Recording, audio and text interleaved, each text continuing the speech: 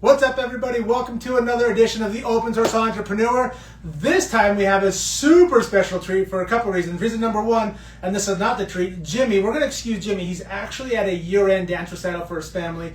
Consummate family man. He sends his well wishes, wanted to be here with us, but they had kind of a last-minute recital tonight. Thing number two, this is the second podcast this week. This is the first time that we've done two lives in 1 week, so we are very, very excited about that. And thing number three, this is the first time that we've had a guest want to come live in my studio, i.e. my office, to talk about their business and to go live. So I want to introduce Stephen Price. Stephen is the CEO of Coral Reef Swim, and I am so excited to talk about the journey that you and your wife have been on. The last, how many years have you guys been open? 11 years. 11 years of making, and I can say this because my family's actually utilized their swimsuits, just amazing swimsuits, beautiful, modest, comfortable to the nth degree. And so I'm really excited to talk and really open up how you guys started an international, at this point in the ballgame, swimsuit brand. How you guys grew from just kind of a cool mom and pop shop, how you had to learn supply chain and really grow your brand into something, I'm going to say massive. Can I say massive?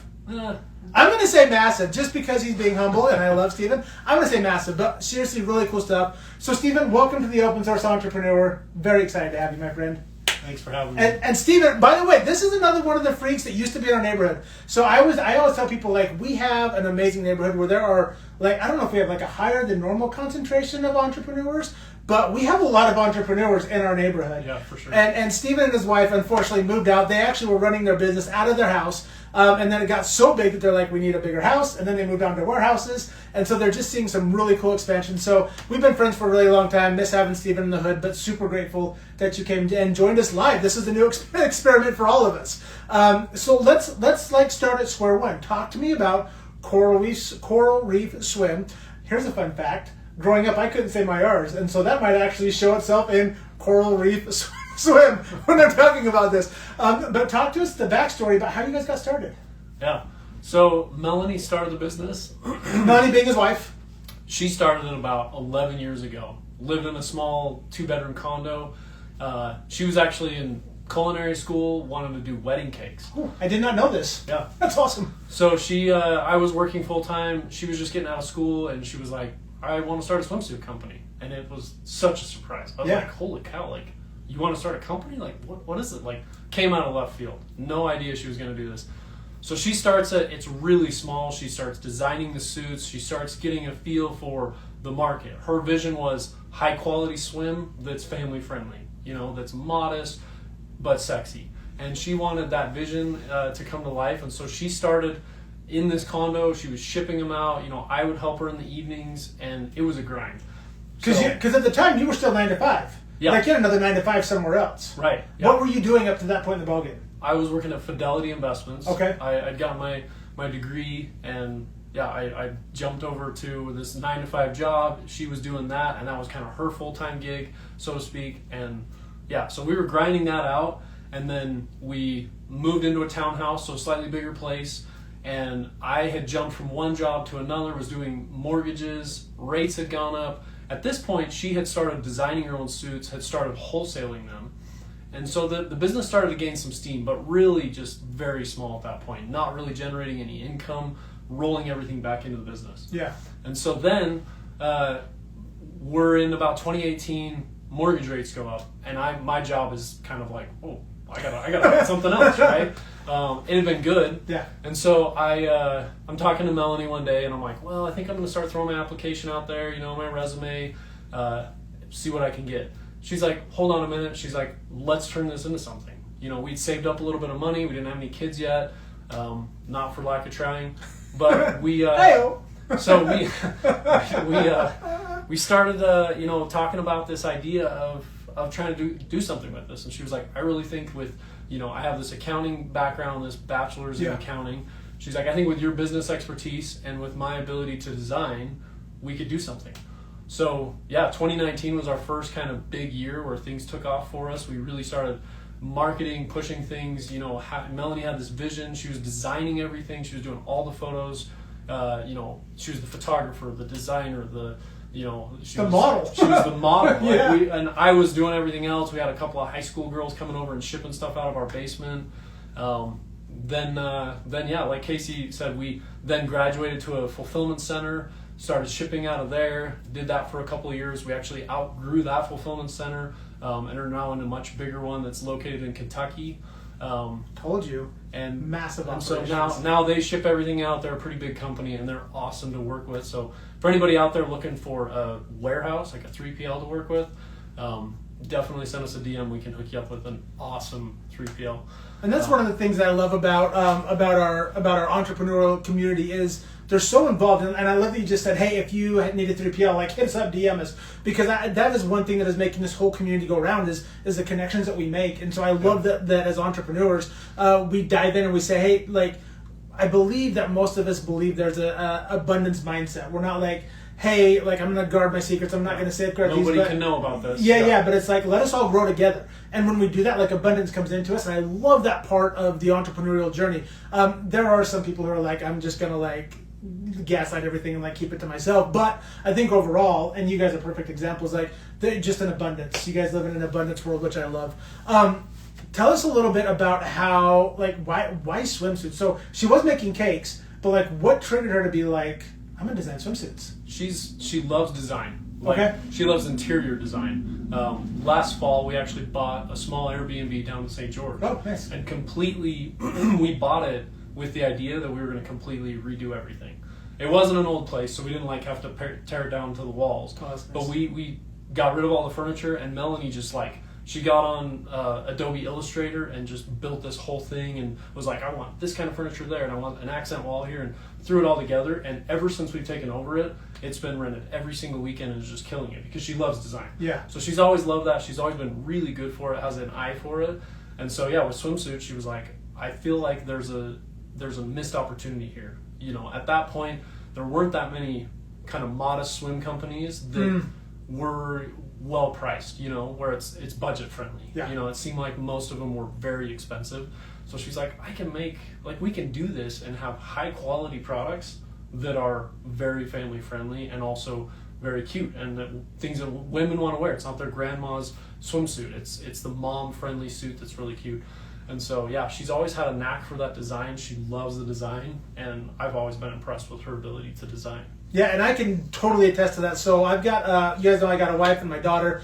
They both, every summer, still rock Coral Reef Swim swimsuits to the pool, to the lake, to the ocean. They've literally gone around the world with this. A couple years ago, you guys started doing men's swimsuits. Right. Still my favorite suit, like just high quality, comfortable. I absolutely love it. Mine's also been around the world, by the way. So like very, very exciting. How did the name come about?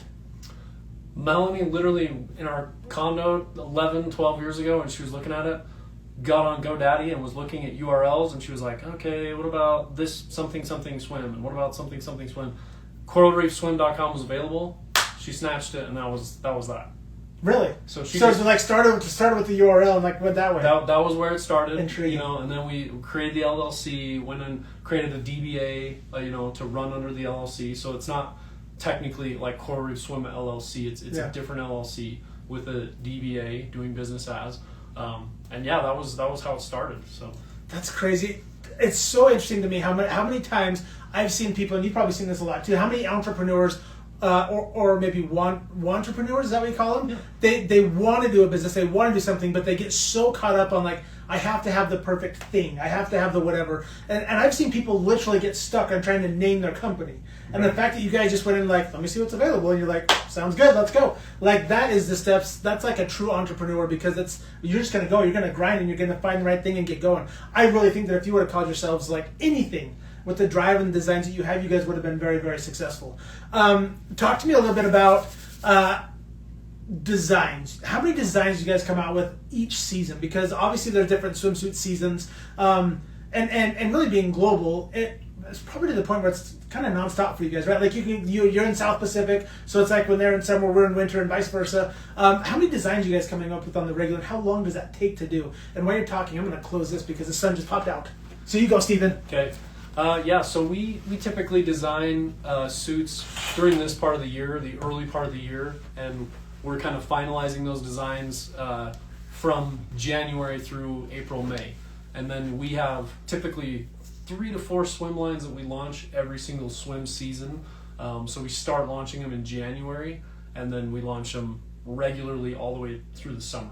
Okay. And so this year we did every 6 weeks. We have one more launch coming at the beginning of June that we're excited about. And so, yeah, we have to start the process way early. Like the designs and the colors and that discussion was happening in the fall, but that was for the fall of 2024 was for 2026 designs. Oh, so you're like a year out. Yeah, because there's just a lot at play with manufacturers and getting samples and trying them on different body types.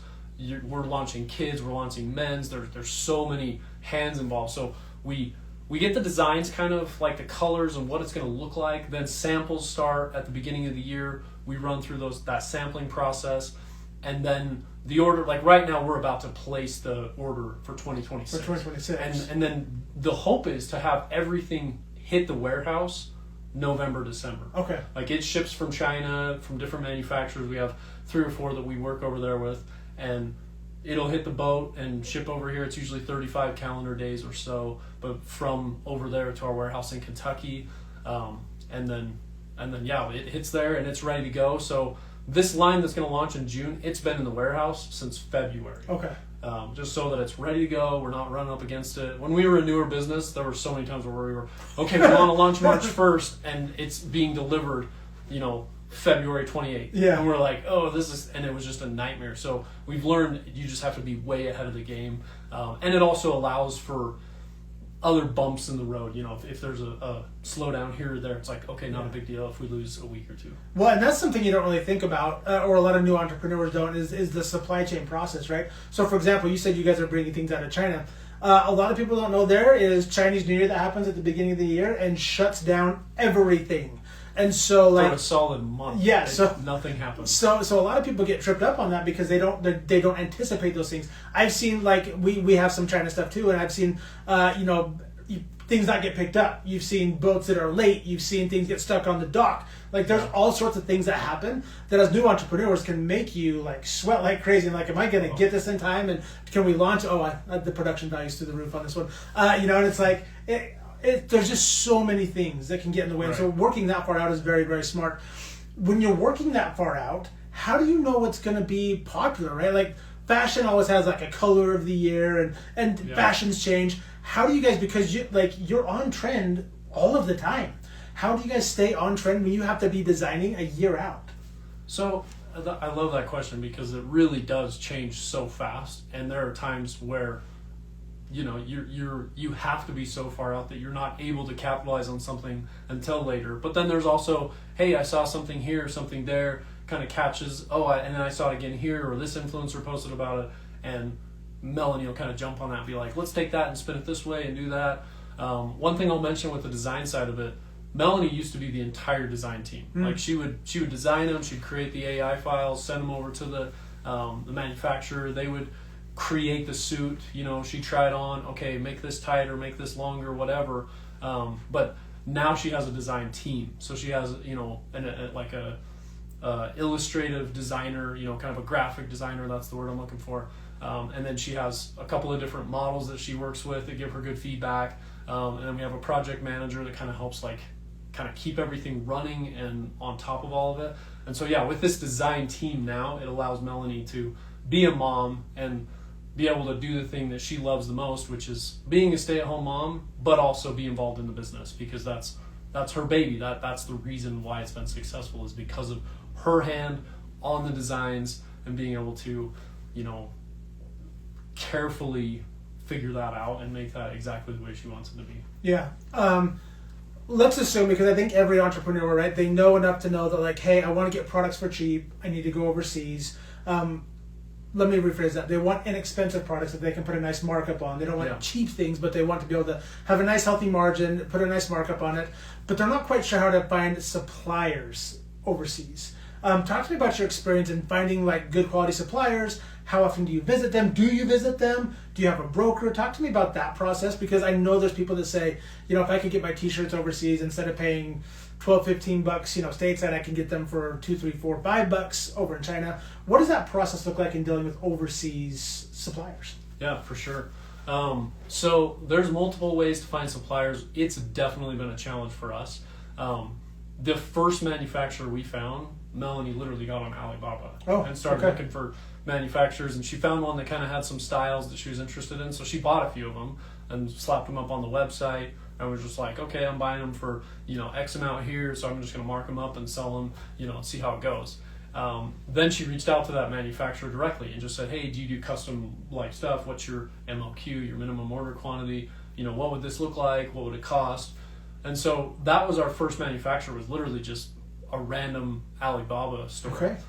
So that's one way to find them. The other manufacturers we work with, we've actually found them via trade shows, which is kind of old school, but it's effective in the fact that you can meet them in person and you can kind of shake hands and establish a relationship that's hard to get, because that first manufacturer that we still work with on certain lines, we've still never actually met them in person. Okay. We always make these plans. We're like, it'd be so fun to go meet them, but we haven't. The other two manufacturers we have, they've come out a couple of times. We'll go to lunch with them. We'll sit down. We'll be able to strategize, and it's really, really helpful. But yeah, as crazy it is trade shows, and we went through one time in a trade show looking for manufacturers, and we got the contact information of maybe 10 of them, and we sent them our swimsuits that we were currently making. We're like, we want to improve this. Let's make this better.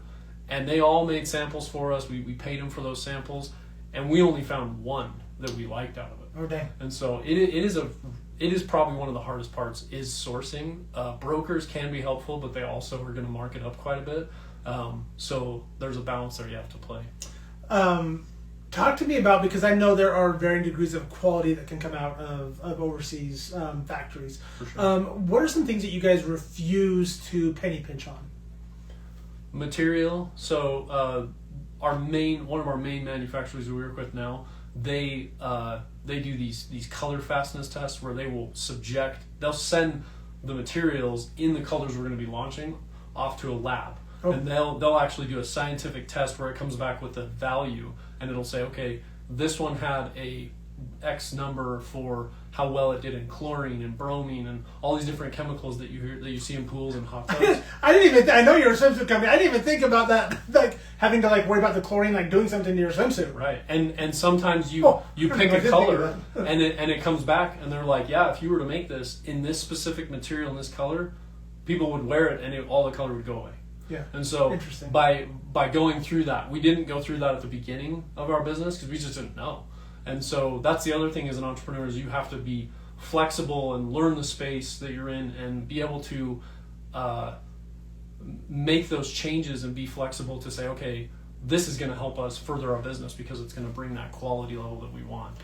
Yeah, I'm intrigued because swimsuits are such a for me, it'd almost be scary because I'm like, man, a lot of people are counting on your swimsuits covering them appropriately. Right. You don't want inadvertent slips anywhere. You don't want anything that's see-through. Have you guys had an experience where you've designed something and it came back and you sold it and you're like, oh no, we've made a mistake, something, this is bad. What do you do in that instance? Because I know there can be recalls, there can be things like that. How do you guys kind of work through that process where you're like, we thought we had it nailed and you didn't?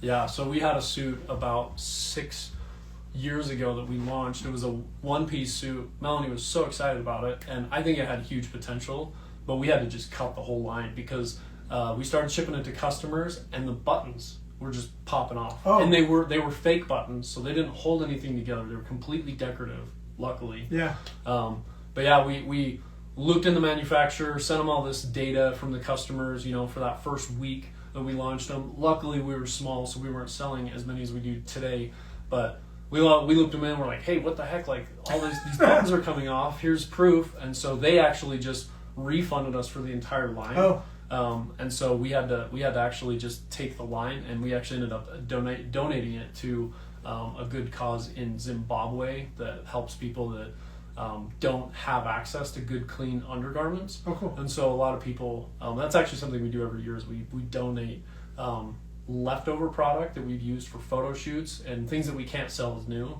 and we actually donate them to this cause through the LDS church.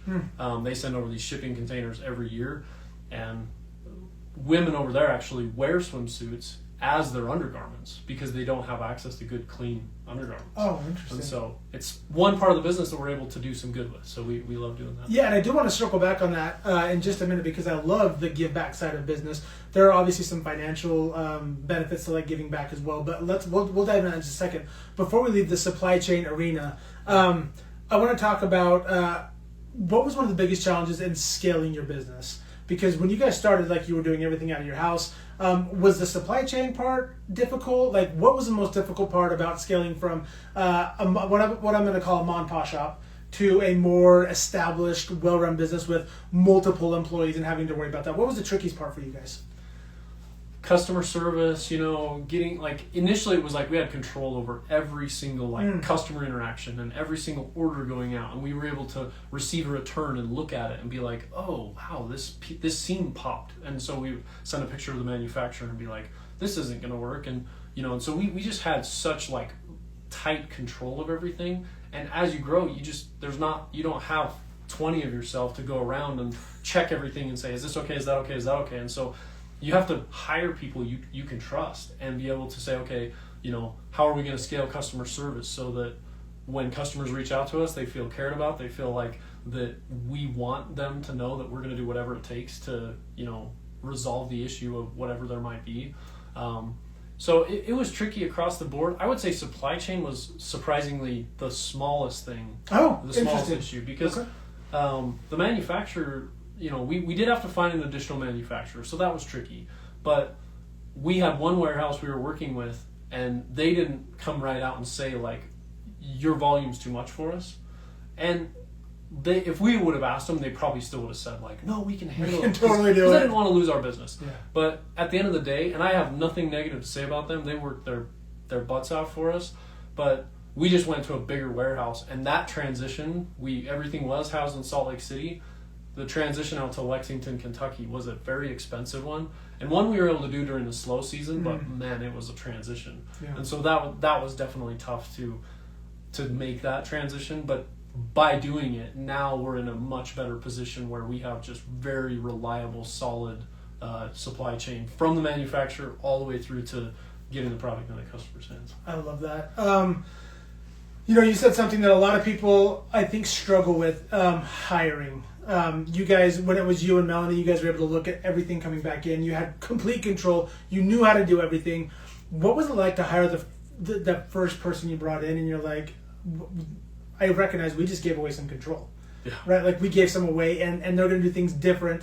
Talk to me about your philosophy on hiring. How do you find people? And the ugly side of hiring is sometimes you have to fire. Yeah. Tell me about your whole kind of philosophy about hiring, and then when do you know, or if you've had to, when do you know when to fire somebody? Yeah, it's tricky. Yeah, that's part of being a business owner that you really don't even think about is okay, I've got to build this relationship with someone who's going to respect this company that I've built. That's it's your baby, right? Mm-hmm. You want, as the business owner, you're never going to let anything slide that's not going to be good. But as an employee, things can happen, and you're like, oh man, that's not good. We got to fix that. And so it is a tricky balance. I would say for Melanie and I's overall approach, we've just tried to treat every employee with the utmost respect and even if they're making mistakes and they're doing things wrong, just always show them that we appreciate them and that we are willing to work with them and help them. And then if it gets to a point that we've given them some pointers and some tips and things really aren't going well, then we do have to let them go. Luckily, we have had some good luck with that overall, fingers crossed. But yeah, I think just showing that love and appreciation for their sacrifice on your behalf and just being a person that they want to work with. Anybody loves a boss that they can work with. I did when I worked for somebody that was just willing to come to my level and not make me feel like they're over me and they're better than me. In the beginning, it was okay, I'm not overdoing returns. You know, we go pick up the returns from the mailbox, and man, that was a process, and it was not fun. You have to email customers and click the refund button, and it was so tedious. But just letting them know that you appreciate them and they're sacrificing for you, and just that they truthfully are an integral part of your business. Every single interaction you have, they're going to go above and beyond for you just because they feel that appreciation, and they're not just going to leave you hanging and quit and be like, all right, I got to go somewhere else. How did it feel to buy back some of your time? How did it feel to be able to take some of those super tedious things and pass them off to somebody else so that you could spend your time working on higher dollar per hour activities? What was that feeling like when you were able to shed some of that? There was definitely times where giving up that control was a little bit hard, but as we scaled and as we outsourced different parts of it, like at one point Melanie was designing all the graphics for the emails, and she was sending out the emails. And then we hired on a guy that's amazing for our email campaigns, and a creative girl that does all the creatives, so we have like 2 different people that do that. And yeah, like getting them honed in, getting them on the same page takes some time. But now it's like, wow, like we don't have to spend that time. We don't have to worry about that. Somebody who's good at that. And our email guy, I mean, he's phenomenal. He has a skill set that I don't know that I could even develop even if I tried. He is so good. He has professional experience in this. He came from another company that's what he did for full time. That was this huge company. And so bringing somebody on that has really good skills allows you as a business owner to scale and offset those things with some supervision and make sure that they are done the right way, the way you want them. But then it allows you to focus on, okay, what can I do to scale my business on the next step? So yeah, it's a matter of just taking things out of that basket that you're in charge of and outsourcing them, and then getting to a point where you're like, okay, we can do this, So. Yeah, but arguably you and Melanie are the rainmakers, right? And so I think that's one of the trickiest steps for most entrepreneurs to make, is to pass off some of that responsibility. You guys grew your business. You know where you need to go next. And really, for anybody listening, that's going to be one of the coolest steps for you, one of the coolest level ups, is when you're able to pass off some of those responsibilities that are maybe, and I don't mean to demean anybody, but $10, $12, $15 an hour jobs, so that you can be working on thousands or tens of $1,000 an hour jobs to make sure you're pushing everything forward appropriately. That is such a huge, listen, I love doing that. Like when I get to bring on new employees, I'm like, awesome. Like I now get to push off this thing that I've been doing and I don't want to do anymore because I have other fish to fry. So that's a really cool step that you guys get to take. Talk to me about your marketing. Obviously it's changed and morphed over the years. When you were first starting out, a lot of grassroots stuff. Now you're at a kind of a different level. Talk to me about the progression of your marketing, where you started and where you are now. Yeah, marketing is probably, in my opinion, the hardest part, especially of an e-commerce business, because we're exclusively online. We don't have any brick and mortar stores. Our products are in brick and mortar stores via wholesale channels, so boutiques across the nation buy our products at a wholesale price. But us ourselves, we don't offer them in a brick and mortar store.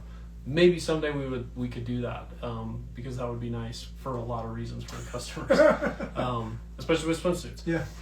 But with now I forget your question. Marketing. So where you started and where you're at now. Talk to us about that change. ADD brain. So it is one of the hardest things, because when you're marketing, you can spend $100 or $1,000 or $10,000 in this channel, and it might make you $100,000, or you might spend money and it just completely flops. And so it is such a process of trial and error. And over the years, we've tried so many different things.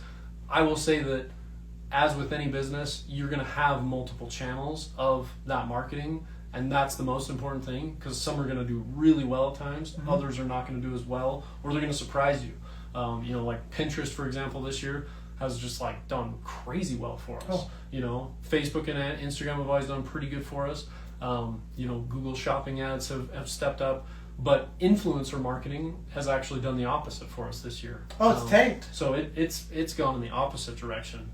We've actually had to really revamp kind of our strategic approach there, and it's been tough. So just being flexible, looking at every single avenue, and evaluating the best you can, but being willing to kind of take that leap and say, okay, we're going to try this. Another thing we're trying this year in place of influencer marketing, which is kind of the same thing but different, is TikTok has their own shop. The TikTok shop. And the TikTok shop is neat because the traditional influencer marketing through Instagram and Facebook, there's no way to track those sales between the influencer and the brand.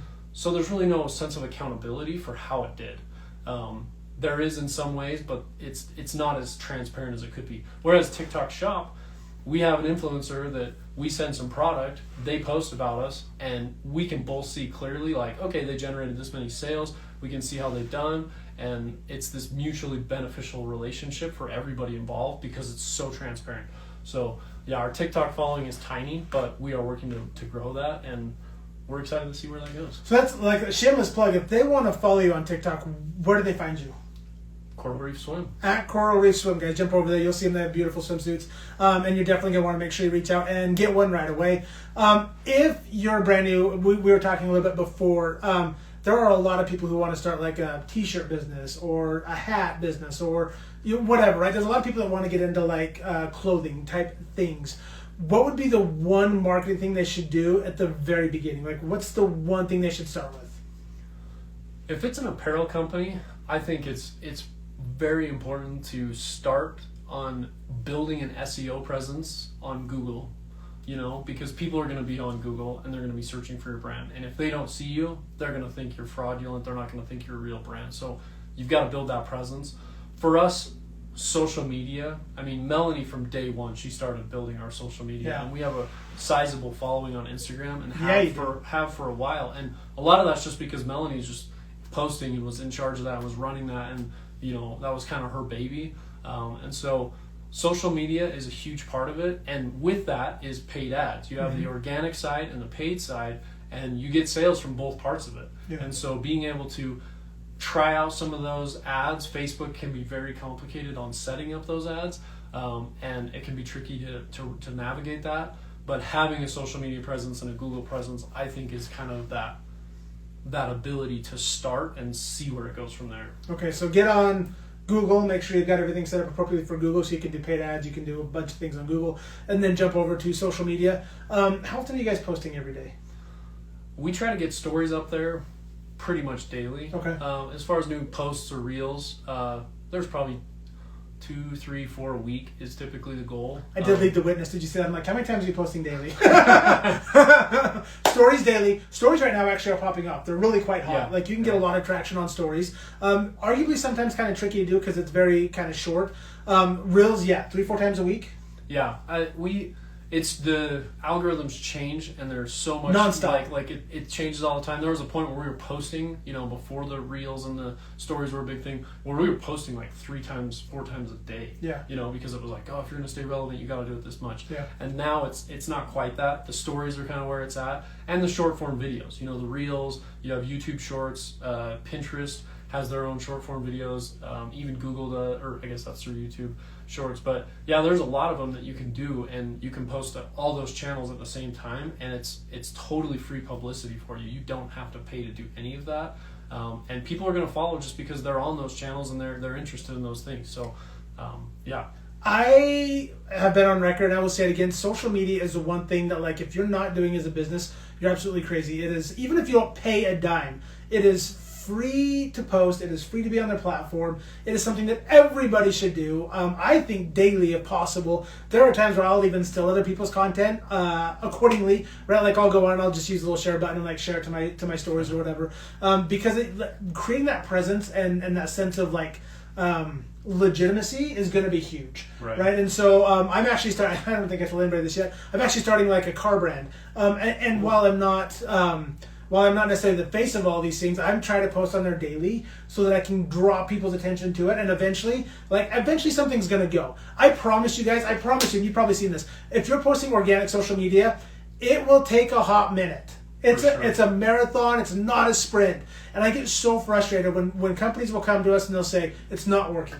It's like, you've only been posting for a month, and that sounds like an eternity, but it's not. It's such a short time. And so my advice to everybody is, like, keep posting, right? Like, find a schedule you can stick to and just do that. If you can only post 3 times a week, post those 3 times a week, like whatever you can do, right? And then as you can step up more and more and more, go more and more and more, but just start a presence so people are like, okay, it's an active business, it's an active account, and eventually something's going to hit for you. And people talk all the time about going viral, right? I'm like, yes, you can go viral, yes, you can do all those things, but you have to remember that virality is different for the size of your account. Right. So if you've just got a handful of people and you have a video that hits 1,000 views, congratulations, you went viral. Your next one's going to be at like, 2,000 or 3,000. And that will slowly start to creep up for you until you're like, oh my gosh, I have more views than I know what to do with, right? That's the hope. I do actually want to do a shameless plug for social really quick because of the way the algorithms have changed. I do want people to not be so concerned about the amount of followers you have.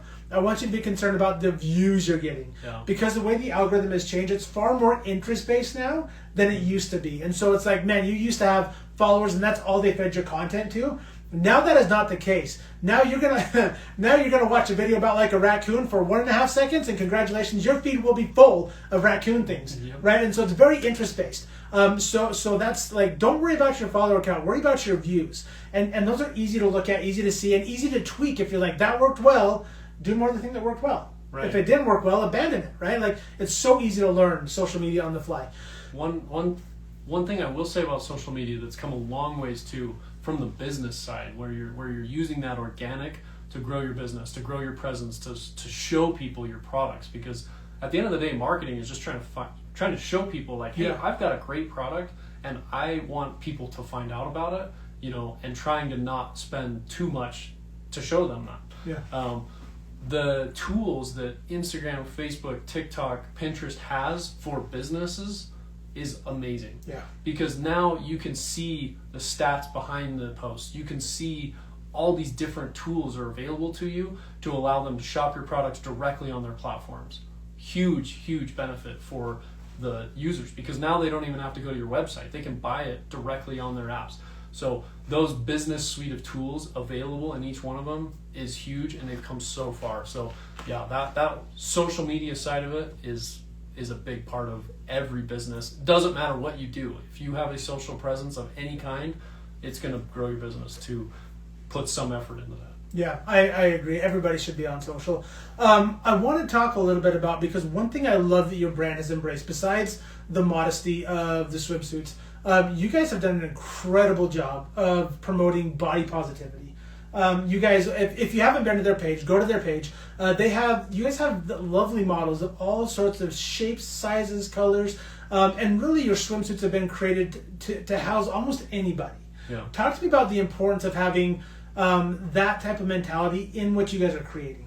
Yeah, so where it actually stemmed from was Melanie had seen throughout her life times where women she knew and loved and respected, that she was, related to or not, that would have a hard time, going to the beach, going to the pool, because they felt ashamed of their bodies. And so part of this brand that we have built, the credit goes to Melanie, is having that body positivity. So we offer sizes extra small through 3XL, and Melanie's vision years ago was to have every single one of those sizes worn by a model that actually wears that size.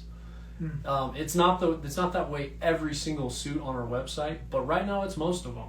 So you click on large and it shows a model that's wearing a large. Oh, I love that. You click on 3XL, it's a model that's wearing a 3XL. You click on double extra small, it's a model that actually is wearing that size, and that's that size that they wear.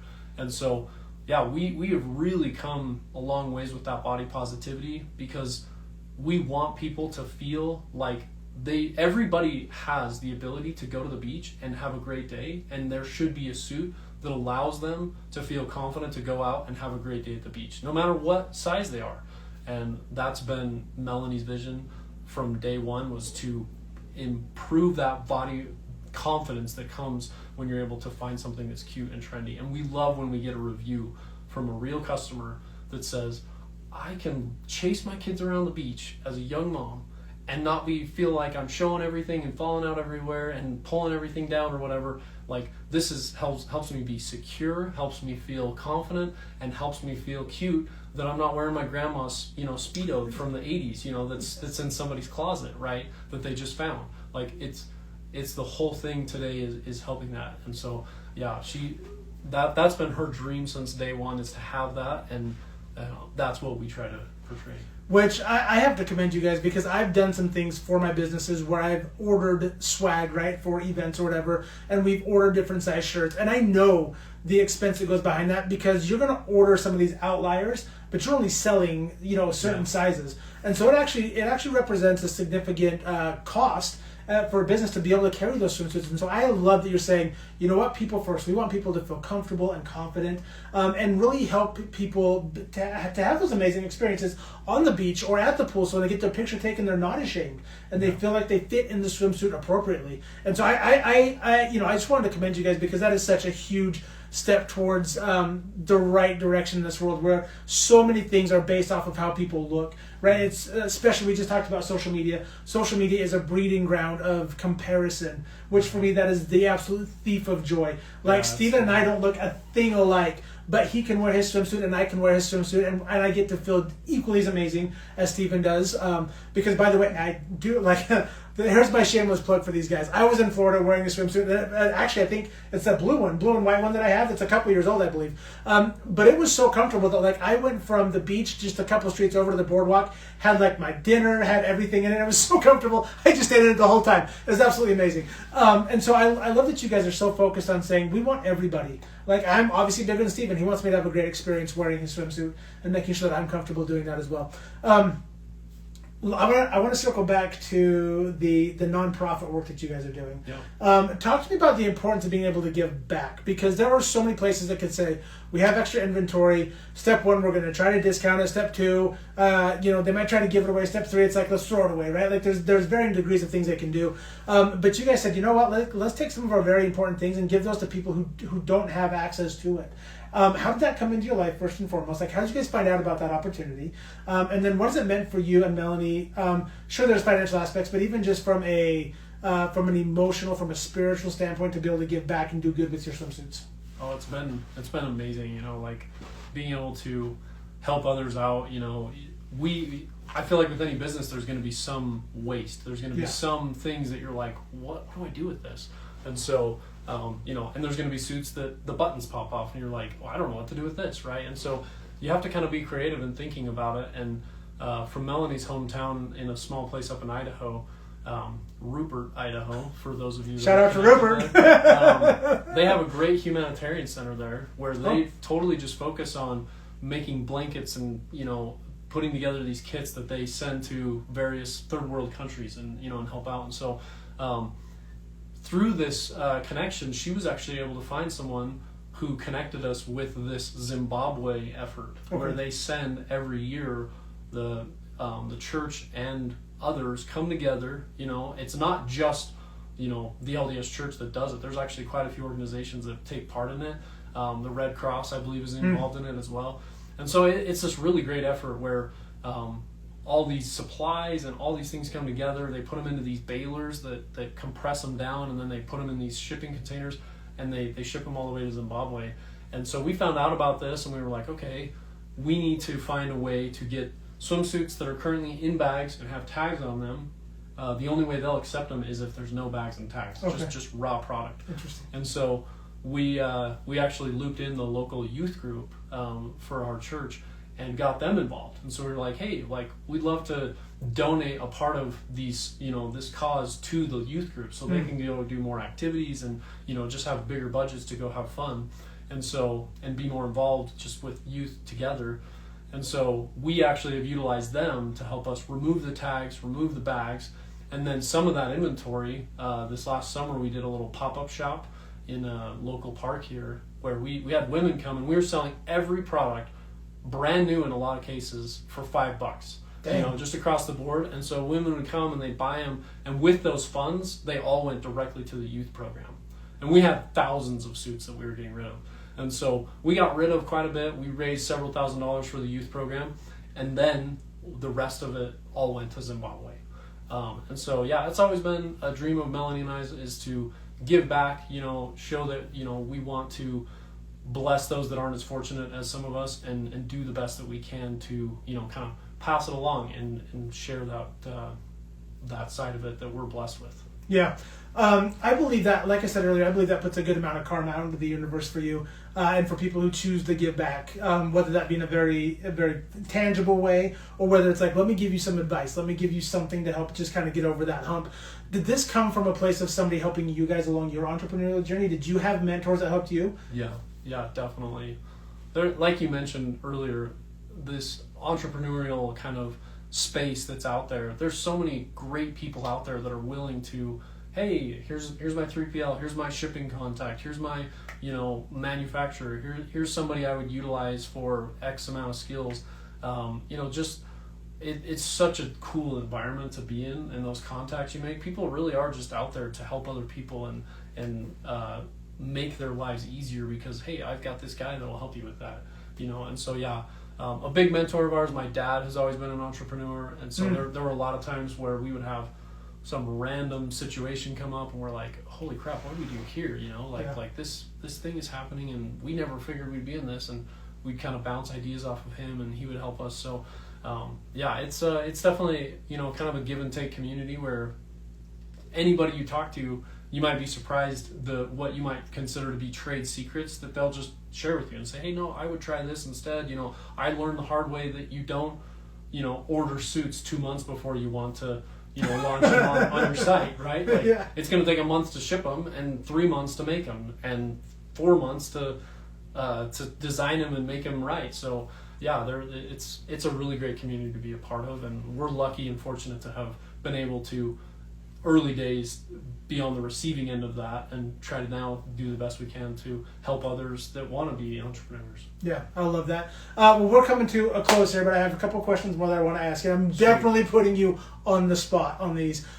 First and foremost, I have a little segment that I like to do every time that's like, I love to ask people, what is a dirty little secret inside your industry that most people don't know about?